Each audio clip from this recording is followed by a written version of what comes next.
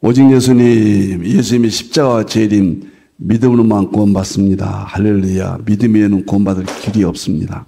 하나님의 말씀 정보, 예수님의 생명, 성령님의 기 에너지, 삼위일체 하나님께 찬양과 경배와 영광을 세세토록 돌립니다. 삼일체 안에 성경과 신학과 과학과 이 세상 모든 것들을, 철학까지도 모든 것들을 다 융합하라. 그러기 위해서는 가족부대를 21세기 가족부대 과학으로 바꾸라. 그리고 아시아 한국 신학을 정립하라. 신학자가 되라, 과학자가 되라, 설교자가 되라. 신학자가 되라, 과학자가 되라, 전도자가 되라. 너무 좋습니다. 삼일째 하나님께 다 같이 찬양 드리겠습니다. 말씀의 하나님, 말씀의 하나님, 참 말씀의 나의 하나님, 생명의 예수님, 생명의 예수님, 참 생명의 나의 예수님, 능력의 성령님, 능력의 성령님, 참 능력의 나의 성령님. 네.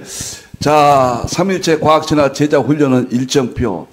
다음 두 주 후 월화 삼일체 교리 과학적 입증, 삼일체 교리 과학적 입증, 이 책입니다. 정말 과학과 삼일체의 융합, 아시아 한국 신학 너무 좋습니다. 11월 달을 눈꼽아 기다립니다.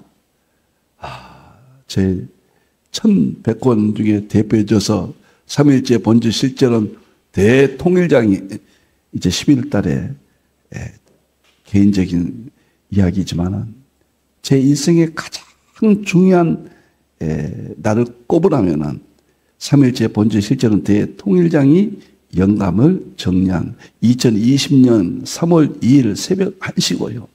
이것이 책으로 나온 것이 그해 8월 15일 날 삼일체 본질론은 실제 나왔고, 좀 미흡해서 다시 삼일체 본질 실존은 대통일장이라고, 저 개인적으로는 세계사에, 인류 역사에 가장 위대한 책을 한 권이 나와야 된다면 삼일체로 이 세상 모든 것을 보여주고 입증하는 책이라고 저는 확신합니다.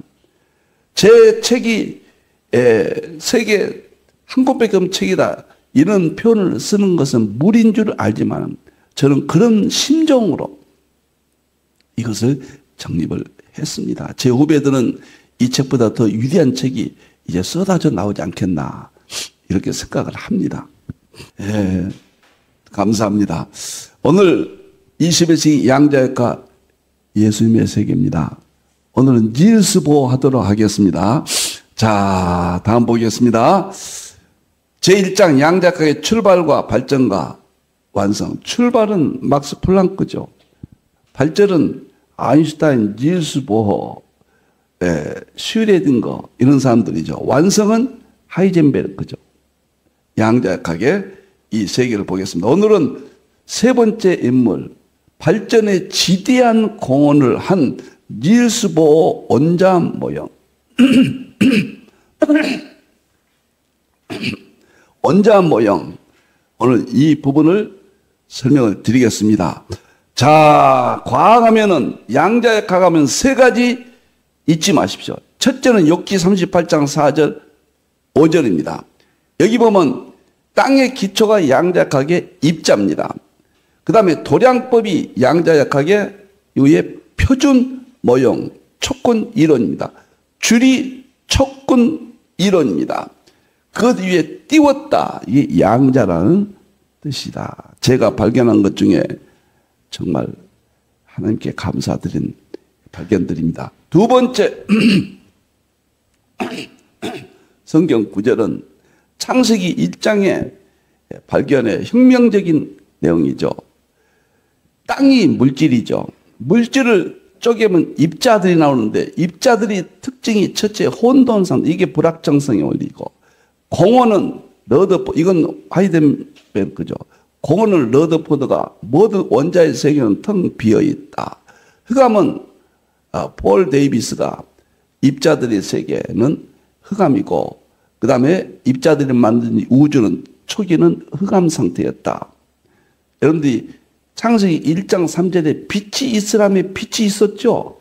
그때부터 이제 빛이, 우리가 보는 이 빛의 세계를 설명이 될 수가 있습니다. 하나님의 영은 수면 위에 운행한다. 그래서 이 부분이 양자역학의 두 번째 핵심이다. 세 번째는 이 모든 내용들을 양자역학의 완성인 요한일서 5장 7절 8절, 킹제임스 성경을 보셔야 됩니다. 우리 성경은 좀 빠졌어요. 정말로 엄청난 겁니다. 자, 양자역학이 탄생되고 발전하고, 그 다음에 초과학에서 삼일체 본질 실제는 대통일장 특별계시 삼일체론과 일반계시 정보생명 에너지를 융합해야 되는데 그것이 마지막이라고 그랬잖아요. 그러면은 특별계시, 일반계시 통합하면 끝나거든요. 그 끝난 근거가 바로 이건데, 제가 발견한 과학의 최고봉이 이겁니다. 하나만 고르라면은 이겁니다.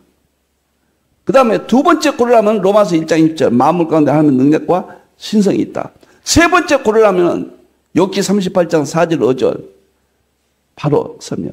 이것들은 불멸의 부족한 종이 하나님께 감격스럽고 감사하고, 제 사후에라도 행여라도 제 저서가 영향을 참 친다고 하면은 이러한 발견들이 아닐까. 저는 그렇게 봅니다. 너무나 보세요. 이건 정말 중요합니다. 하늘에 정한 셋이 있다. 하늘에 삼일체는 보세요. 셋이 있는데 아버지는 성부님, 말씀은 여기서 말씀은 성자입니다. 이 말씀은 요한복음 1장 1절에 태초에 말씀이 있다. 성자 예수며, 그 다음에 성령님이시라. 이 셋은 한 분이시라. 이 셋은 한 분이시라. 자, 보세요. 그 다음에 땅에, 요 말이 중요하단 말이야. 하늘에 땅에 정한인 셋이라. 셋이 있으니 영과, 영은 아인슈타인이 에너지 만물의 근원이라고 에너지를 말한 거예요. 물과 닐스 보어의 정보예요. 물은 정보입니다. 여러분, 최초의 우주의 물이죠. 제가 그 유명한 그 이론인데, 우리 몸의 70%가 물이잖아요. 우주와 소통하는 것은 정보가, 우주 정보가 우리 속에 오는데 물을 통해서 온다는 거예요. 물이 정보를 가지고 있다. 이건 과학의 핵심이에요. 정보. 피는 생명이거든요. 그러니까 여기서 성부님, 성자님, 성령님 특별 계시와 일반 계시, 정보, 생명, 에너지가 여기에 나온다 그 말. 이 암호를 해독한 거예요. 성경 일종의 암호 아닙니까? 이건 성령님께서 열어놓으신 거고, 불초 죄인 종이 성령님께서 열어주셔서 이렇게 볼 수가 있습니다. 이건 역사상 최초로 설명할 수 있게 되었고, 이 내용이 특별계시, 일반계시의 통합, 과학의 정보, 생명, 에너지를 끌어들이지 아니할 수가 없다. 그런 증거가 될 것 같습니다. 이 세 가지 성경 구절은 양자역학 끝날 때까지 제가 여러분 앞에 항상 함께 봉독하고 진행하겠습니다. 자, 다음 보겠습니다. 제1장 양자학의 출발과 발전과 완성이라고 했습니다. 성령님께서 열어주시는 겁니다. 우리는 도구에 불과합니다. 욥기 11장 7절 8절 하나님의 오묘함을 능히 측량하며 전능자를 어찌 능히 완전히 알겠느냐. 하늘보다 높으시니 내가 무엇을 하겠으며 수월보다 깊으시니 내가 어찌 알겠느냐. 양자학에 가면은 수많은 22가지 이론을 앞에 제시했습니다. 너무 빨리 지나가서 지금 애석해요. 그걸 자세히 설명하면은 참 좋았을 걸 생각이 듭니다. 한 해 하나씩 했으면 어땠을까? 그런데 22가지 이론 중에서 5가지만 뽑으라면 양자학 출발과 핵심 과정과 완성 5가지를 뽑으라면은 막스 플랑크가 양자역학의 아버지예요. 이게 양자 가설이에요. 여기서부터 출발합니다. 막스 플랑크는 양자 가설이 양자학인지도 모르고 연력학 시대거든요. 이때는요. 그러니까 1900년에 이걸 발표를 했는데 그때는 양자란 말도 없었어요. 이것이 출발이 된 겁니다. 그런데 결정적인 계기를 준 것은 아인슈타인이 영향을 받은 사람은 막스 플랑크예요. 아인슈타인은 지대한 영향을 받았습니다. 막스 플랑크한테.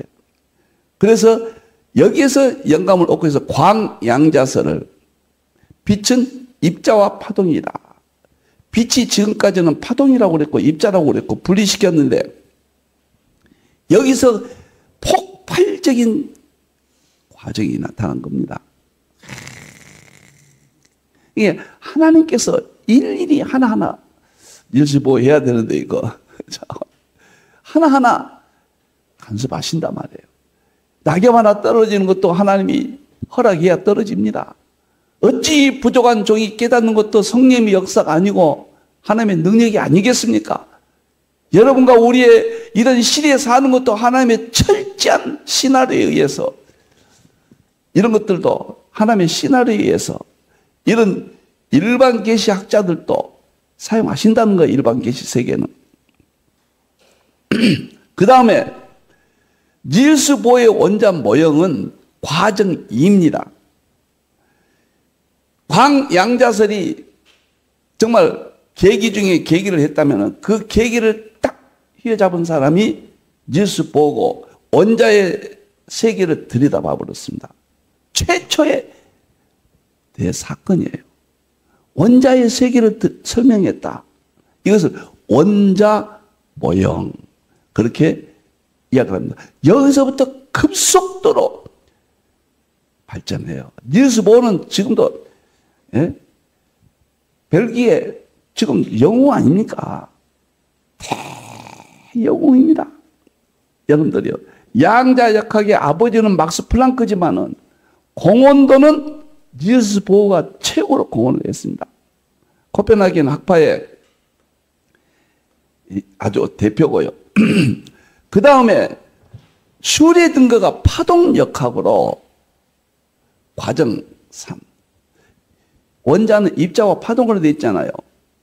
그런데 입자들의 행렬역학으로는 하이젠베르크가 최종적으로 완성을 했지만은 파동을 통한 양자역학의 완성은 슈레딩거가 했어요. 그래서 과정 3, 제가 5명을 설명하고 이해를 해야 양자역학이 뚫린다. 저는 이렇게 본 겁니다. 그 다음에 하이젠베르크는 닐스 보어의 제자입니다. 청년 때 닐스 보어를 만나서 이 제자가 돼서 일찍이 논문을 발표했는데 자기 스승이 마지막 풀지 못하는 불확성성의 전자의 불확성한 전자의 시간과 이치를 동시에 측정할 수 없는 그런 난맥에 빠졌거든요. 이것을 수학적으로 입증을 해서 드디어 1933년도에 놀랍게도 노벨상을 받았습니다. 여기서 중요한 것이 있는데 정말 중요한 것이 있는데요. 다 크리스찬들이에요. 제가 슈레든 거는 조금 조심스럽습니다만은 제가 하이젠베르크 그때 당시 하이젠베르크가 쓴 책을 봤거든요. 철저히 하나님을 믿음을 갖습니다. 하이젠베르크하고 슈레든거하고 디렉이라는 사람이 이게 한 사람이 여기 개입돼야 돼요. 제가 디렉을 넣지 않는 이유는 슈레든거하고 디렉하고 공동으로 1933년도에 노벨상을 받아요. 하이젠베르크가 1932년도에 받고 1931년 후에 슈레딩거 공동으로 디렉하고 받는데 디렉도 천재입니다. 어떤 학자는 디렉이 역사상 가장 천재가 아닌가 이런 이야기를 해요. 그러나 불확정성의 원리를 이게 최고의 원리고 그 다음에 파동을 통한 양자역학의 세계를 정립을 했다. 이보다 더 큰 공헌은 존재할 수가 없어요. 이러한 공헌은 어디에서 나왔는가? 니일스 보어에 오늘 공부하려고 했던 데 길어져 버립니다. 니일스 보어의 원잠 오형에서 나왔다 그 말이에요. 그런데 디렉은 정말 기독교를 비판합니다. 그 책에서 보고 나 깜짝 놀랐거든요. 기독교인들을 경멸한다고 그래요. 그런데 제가 5사람을 이렇게 책정하는 것은 제가 깊은 의미가 있습니다. 여기서 일본의 막스 플랑크는 1900년도에 양자 가설을 발표하고 1900년이에요. 그리고 18년 동안 이게 검증합니다. 노벨상 위원회에서요. 검증해서 1918년도에 노벨상을 받고 양자역학이 이제 힘을 얻습니다.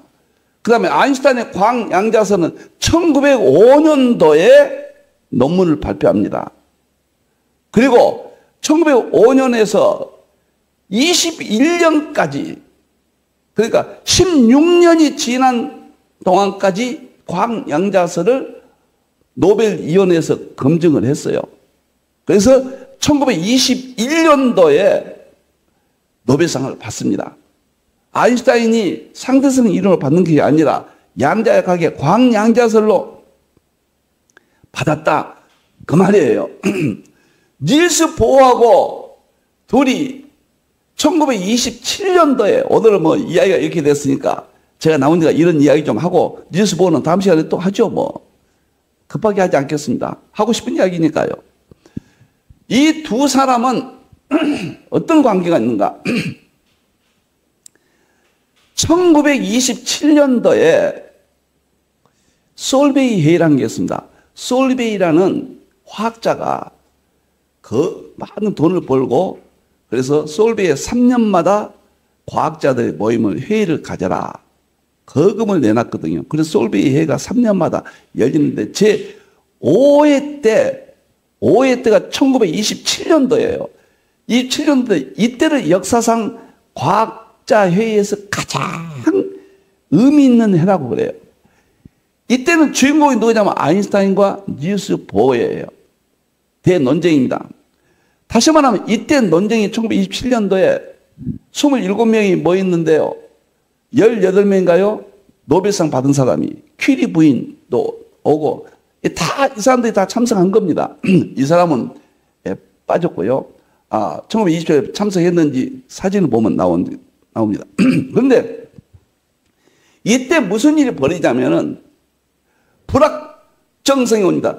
전자가 시간과 위치를 동시에 측정할 수 없다. 원자의 세계는 확장할 수 없다. 불확정성의 원리다. 여기에 대해서 강력하게 반대한 사람이 아인슈타인이에요. 아인슈타인은 우주 물리학자의 마무리한 사람이에요. 이건 시간과 공간입니다. 철저히 빛의 속도를 가지고 물리학을 정립한 사람이에요. 이건 시간과 공간, 우주물, 뉴턴에서 시작된 우주 물리학이 아인슈타인에서 마무리했습니다. 그리고 양자역학은 시간과 공간을 초월한 거예요. 여기까지는 결정론이라고 여기서는 확률론이라고 보잖아요. 확률을 믿지 않았어요. 아인슈타인은. 그러면서 1927년도에 대논쟁을 하면서 닐스 보어는 코펜하겐 학파라고 그래요. 코펜하겐. 막 그 코펜하겐 학파. 이분이 대장입니다. 거목입니다. 그러나 여기는 황제예요. 과학의 황제. 이때는 이미 노벨상을 받았어요. 아인슈타인이 1921년도에 받았어요. 그 후에 6년 후에 지금 코펜하겐 솔베이 회의가 열리고 있어요. 닐스 보도 아인슈타인보다 1년 후에 노벨상을 받았어요. 두 거목입니다.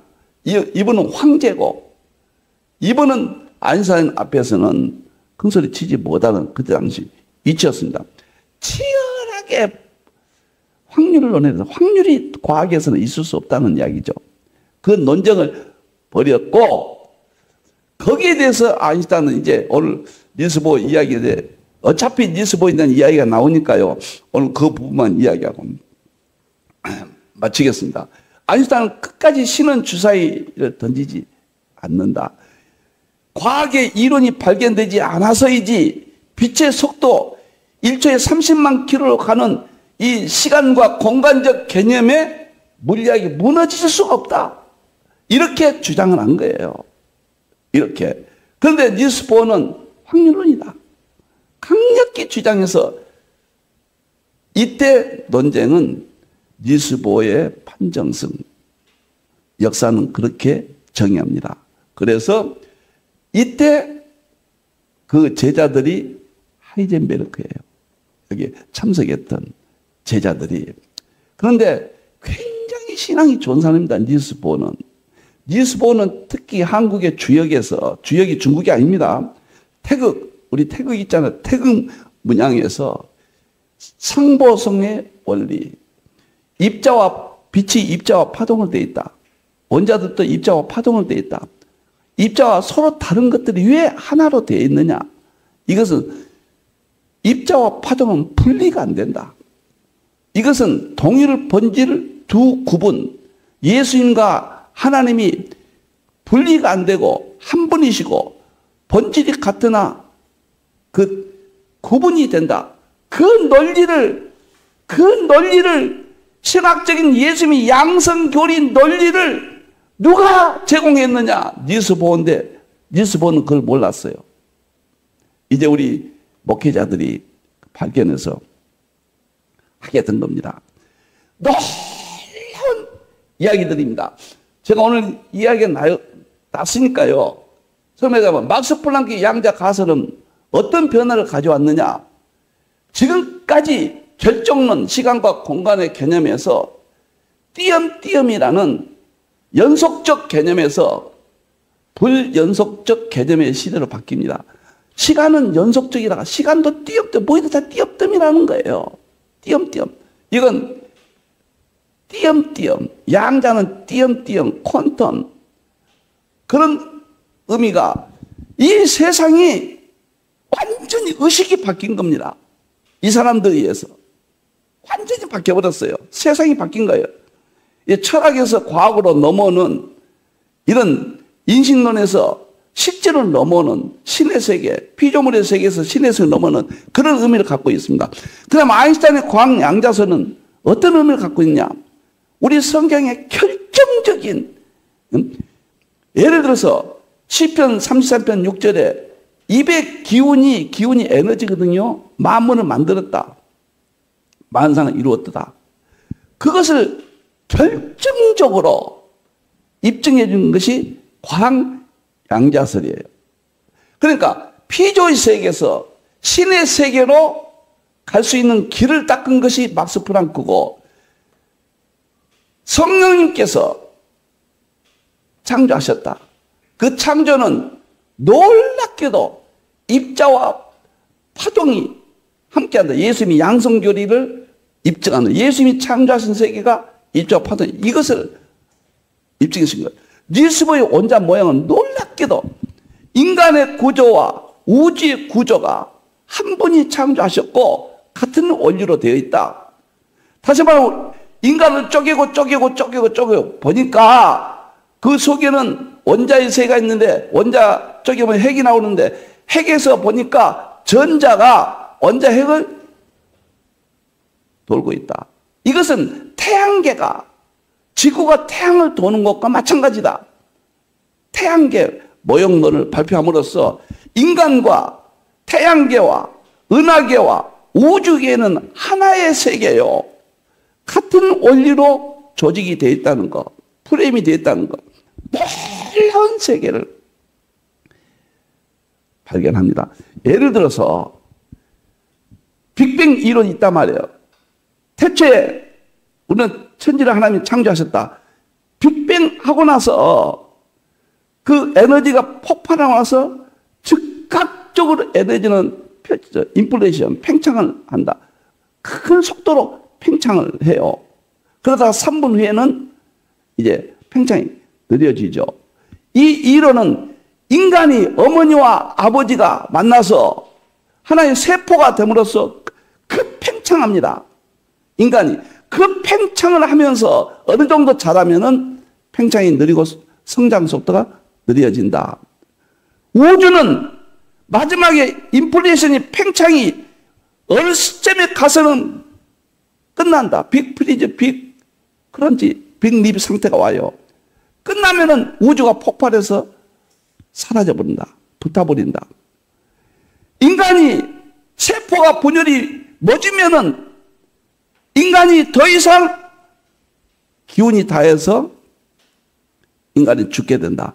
이 놀라운 세계를 바로 닐스 보어에 의해서 발전돼서 계속 할 수가 있는 것입니다. 슈레딩거는 왜 이 이론이 중요하냐면은 빛은 입자와 파동이 되는데 입자는 시간적, 공간적 개념이 있어요. 파동은 시공간적 개념이 없습니다.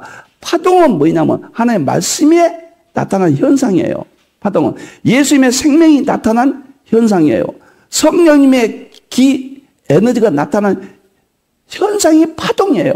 다시 말하면 성부님, 성자님, 성령님의 특성을 이 파동에서 다 설명을 할 수가 있는 겁니다. 신의 세계를. 그래서 파동 역학. 그 후에 1984년도에 그린과 슈워츠가 촉군 이론이 나오게 해서 하나님께서 이 세상 만물을 창조했다고 하는 것을 선언할 수 있는 계기를 슈레딩거가 제공합니다. 그리고 하이젠베르크는 왜 중요하냐?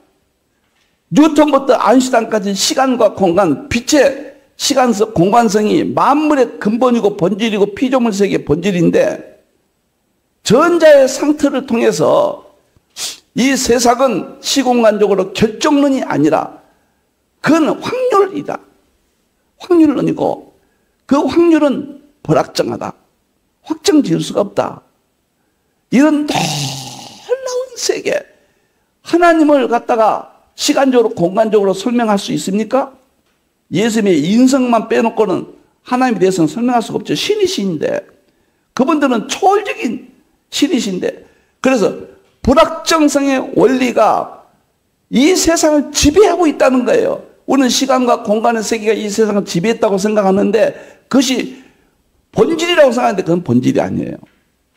좀 지나치게 말하면 피조물 세계 임시적 세계입니다. 이것은 사라질 세계예요. 시공간 세계. 에덴 동산에 가면은 우리는 새로운 초월적인 지금의 시간과 공간의 개념은 아닐 것이라는 거죠. 응? 첫째 날, 둘째 날 시간적 개념이 있지만은 그것은 창세기 3장 위에 지음의 같은 형태가 나타났고 신적 개념의 세계가 새로운 세계가 불확정성의 신적 세계가 상식이 돼요. 과거에는 시간과 공간의 빛의 원리에 의해서만 상식이었는데 이제는 신의 특징이 상식이 되어 있어요. 시공간적인 빛의 속도는 원자의 세계, 입자와 파동의 빛의 겉에 보이는 세계는 그 속에 입자와 파동의 불확정성의 파동의 불확정 세계의 지배를 받는다는 거예요. 이 세상 만물은 하나님의 성부, 성자, 성령님의 특정의 세계가 입자와 파동 속에 그 불확정성의 원리라는 특성을 가지고 그것이 상식으로 대두되었고 비상식이 상식이 되었고 상식은 이제는 임시적인 이 세상의 의식 구조를 만들었다는 데서 어떤 과학자들은 분노를 금치 못한다. 우리가 속았다는 데 대해서 분노를 금치 못한다. 그런 표현까지 쓰는 것을 제가 읽었습니다. 오늘 이 5사람에 대해서 하고 싶은 이야기를 좀 했고요. 닐스보에 대해가 얼마큼 중요한가.